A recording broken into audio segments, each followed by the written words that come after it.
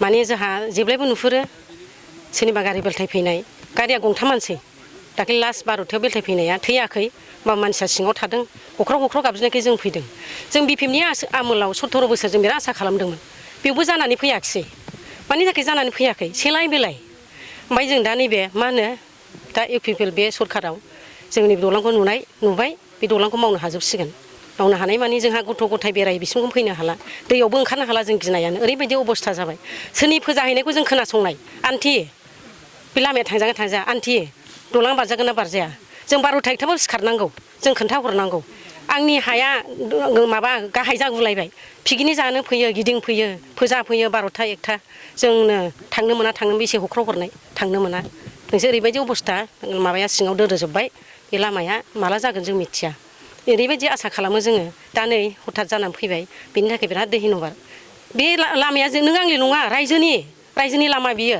बेखौ बयबो सापर्ट होनांगौ आरो जों दा खाथिनि हिसाबै जों डिउटि खालामगोन सोर मावदों सोर मावा सोर मा गोमादों मा गोमाया जों बाव नायदेरनो हासिगोन जोङो जायगानि मानसि जोङो जागौबा हामदोंमोन दा जानानै फैबाय जों बेनि थाखाय दैहिनबार होबाय रायजो राजाफ्रा आखायाव लानानै बे खामानिखौ मावनो हामबायसै नैबे नोंथांमोननि मिसननि सोनाबहा बेरेंसि दैयाव मोनसे सालनि दालां दंमोन दिनै बेखौ नोंथांमोना मोनसे ब्रिज मोननो थांगासिनो दं मा फोरमायगोन बे बुब्लियाव सार जोङो बे खबरखौ मोननानै जोंनि रायजो राजाफ्रा जोबोद गोजोननाय मोनदों मानो होनब्ला बे दालांनि थाखाय गोबां मानसिफ्रा सैसोनानै दंमोन इट इज द life line of this area बे लाइफ लाइना माने बेजोंनो थांना थानाय बिदि जादों जोंनि मानसिफ्रा बे गैयाब्लानो जोंनि मानसिफ्रा अलखद समावहाय सहाय मोननो थाखाय गोब्राब जानायमोन बेनिखायनो बे सुबिदाखौ जे जोंनो होबाय दिनैनि जे सरकार बे सरकारनि गेजेरजोंहाय मोननो हानायखाय जों जोबोद रंजानाय मोनदों दा थांलाय फैलायनि गेजेराव माबायदि उसुबिदा जायोमोन थांलाय फैलायनि गेजेराव गोबां जोंनि स्कुलनि गथ'फ्रा एक्सिडेन्टफोर जायोमोन सौग्रावलायनानै दालाङावनो गोग्लैयोमोन ओमफ्राय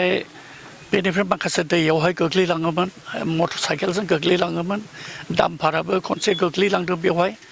आरो मोनसे गारि फिसा फुंनि समावनो 6:30 समावहाय स्पिडआव फैदोंमोन बिसोर हमथास्लाबनो हायाखै दालांनि अबस्था गाज्रिनाय बिसोरो दानखेनो हायैयाव बिसोर गाहायाव गोग्लैलांदों जखम जादों खिन्थु मानसिफ्रा बासिजोबदों बेनो माखासे जोंनि थाखाय ड्रबेक जानानै थादोंमोन आरोखि हेंथा जानानै थादोंमोन दा बे गासैबो खुलिजोब्बाय जों खुलिनाय बायदि मोनबाय ओमफ्राय जोङो रंजादों जे जोंनि मानसिफोरनि थांलाय फैलाय दा सहज जासिगोन ओमफ्राय जोंनि मानसिफ्रा बेफार बानिज्य खालामनायफ्रावबो हान्था मेला खालामनायफ्रावबो गोख्रैसिनाव थांनो हासिगोन जोंनि जे साननायफोर दं बे साननायफोरखौ जों गोजौआवहाय थांनोब्ला जों बेखौ गोख्रैसिनाव थांनो गासैखौबो मावफुंजोबनो हासिगोन आं बेखौ सानो एस्टिमेटनि डिउरेसन बायदि टाइम बायदि माबायदि मावफुंजानो लुबैगोन नोंथाङा ओनसोलनि बे दालांखौ जों बेखौ गोख्रैनो मावजानो लुबैदों उइदिन 1 year or half बेखौ खालामोबा गाहाम जों मोनगौमोन ओमफ्राय बे गोसो बिदि दङ बियो डिपेन्डिं अन द कन्ट्रेक्टर माबा फाइनान्सियेल जे रिसर्सेस दं बे जुदि फ्ल' जाबाय थायोब्ला आं सानो बे दालांखौ मावफुंनायाव स्पिड आप खालामनानै जोंनि थाखाय बे बेबहाराव फैनो हागोन